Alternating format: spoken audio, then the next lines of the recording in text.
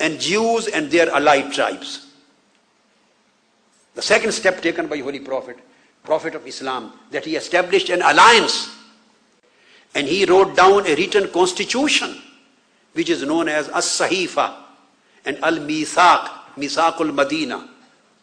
That is the first written constitution of the world. He wrote, and this constitution and this alliance was between the Muslims and the Jews and all other local non-Muslim tribes and Jews tribes, those who were allies of the major Jews' big lands.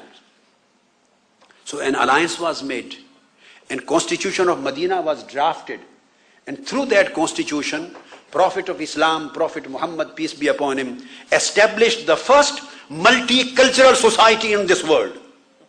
First time in the history of mankind by Prophet Muhammad in the Medina.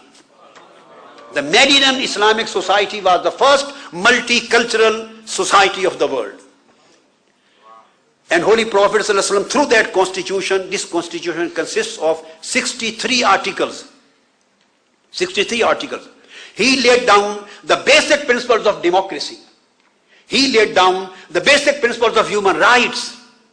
He laid down the basic principles of liberty and freedom of religion.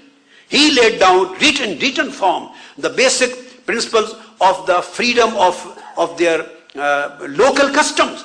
He protected the local customary laws. He protected local religious laws. He protected local religious own traditions. Every religion was given full protection. Every religion was given full guarantee of freedom.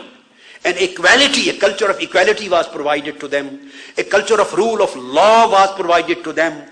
And it was made, first statement given by Holy Prophet, the last article of the Constitution of Medina. He said, Medina, the state of Medina is the state of peace. These were the words of Holy Prophet. We are talking now of peace.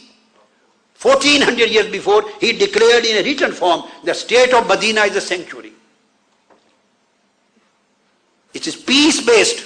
No one can raise arm and no one can raise hands on other person.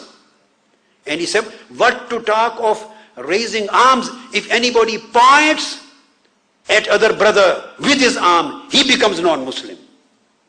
Holy Prophet said he is performing a satanic act. Satanic act. So he provided the multinationality, multicultural society. All rights. Then women were given rights. This was the second step taken by Holy Prophet. Then just look into the Treaty of Hudaybiyah. When Prophet Muhammad, I'm giving this message to those brothers who have gone astray, who are lost, who have forgotten the concept of love, concept of peace, concept of kindness, concept of tranquility, concept of security, and concept of brotherhood between mankind. And they are on the path of extremism and militancy and radicalism and terrorism. And they are disturbing the peaceful atmosphere of the mankind. I'm giving this message to all those people who are lost. Look, they should look at the Treaty of Hudaybiyah. When Holy Prophet ﷺ, along with 1500 companions, went to Mecca to perform Umrah. And when he arrived there, outside Mecca, a few miles outside, the Meccans who were at that time non-Muslims, they arrived there and they did not allow him to enter Mecca for Umrah. They stopped them.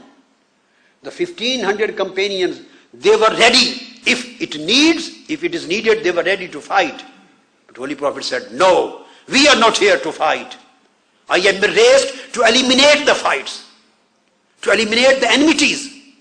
I am here to propagate love. I am here to propagate peace. I am here to find ways and means how a peaceful human society can be established on the globe of mankind. So he said, no, we will enter into a treaty of peace.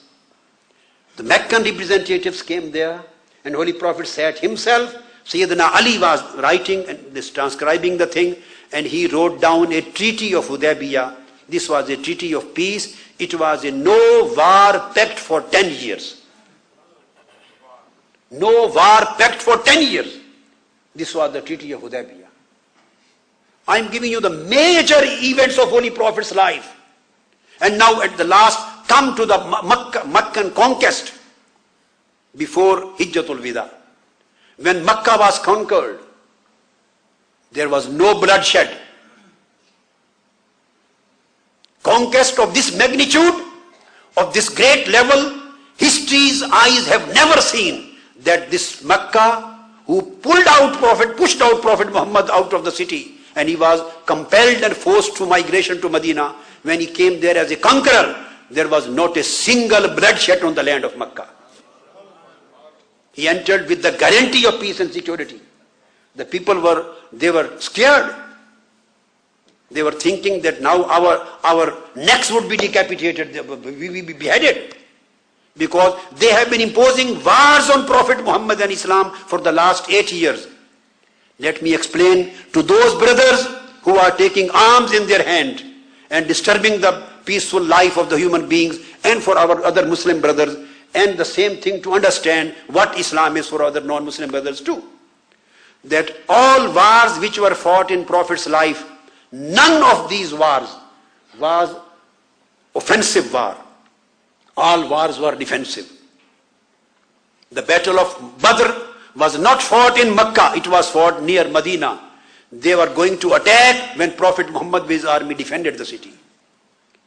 The second battle of Uhud was not fought in Makkah, it was again fought in Medina, 2 miles away. They were about to attack the city. Prophet Muhammad with his army saved and defended the city of Medina. The battle of Trench, Ghazwatul Ahzab, was not fought in Makkah. They were about to attack when Holy Prophet, peace be upon him, through the trench saved the city of Medina. All wars were wars of defense. When Holy Prophet ﷺ conquered the Makkah, he gave and announced a public and open and general amnesty to the people, all enemies.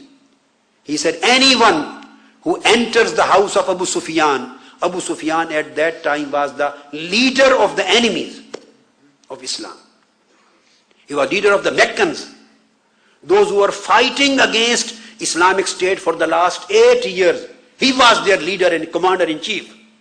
Commander-in-chief.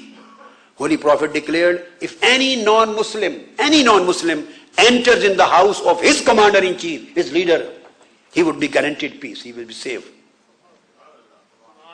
Number 2, he said, if anyone just closes his door and shuts his door and gives a message that he is not ready to fight, so he would get amnesty and he will not be killed. He would be secured. And thirdly, if any person throws down the arms, disarms himself, and gives a practical message that he is not a combatant or fighter, he would be secured.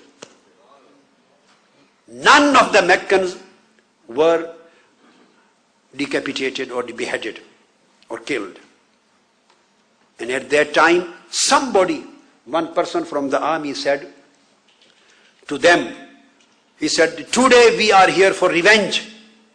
Holy Prophet heard his voice. He stood up.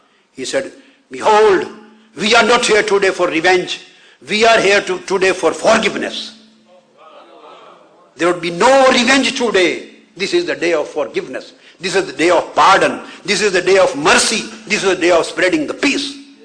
And he said, La tasriba alaykumul yawm, izhabu fantumut tulaka. All Meccans and non-believers, be sure today you are free. I'm not going to take any revenge from you. You are free to practice your own religion. You are free to practice your own religion. And you can have a safe and secure life in this city. And the last message, my last word, is when the last Hajj was performed, and he declared his last sermon, Holy Prophet, the last sermon of the Hajj, of Hijjatul Wida. That was the new world order which Holy Prophet was giving. And he was cancelling the old orders based on injustice. He was repealing the old human order based on discrimination. He was repealing the order based on exploitation.